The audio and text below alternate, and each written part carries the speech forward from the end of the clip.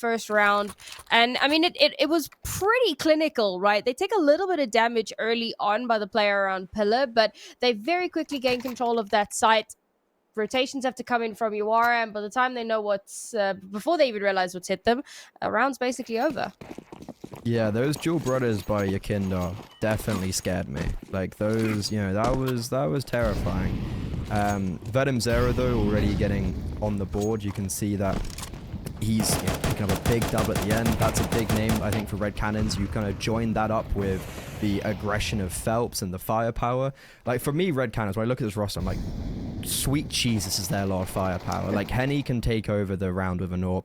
Cold Zero, it's going to be weird with him IGLing, because obviously we know him as, was it 3 years in a row, 2 years in a row he was best player. He's major MVP, he's won 2 majors. Phelps did a lot of that with him, minor the majors. And like their firepower is off the charts. So I think with Knifin not being on the team anymore, it is going to be interesting with a change of IGL. And I think when you then look at a change of IGL, it's very clear the ideology and philosophy might be very different.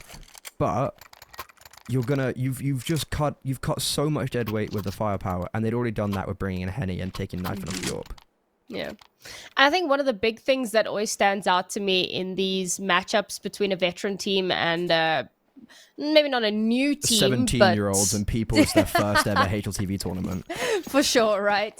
But it comes to that kind of map awareness and understanding, and like knowing all of the small things that other players might not know as well, or maybe they've seen it once or twice but they haven't had the time to really get used to and start to learn how to abuse. It's those small things that I find that your more accomplished teams get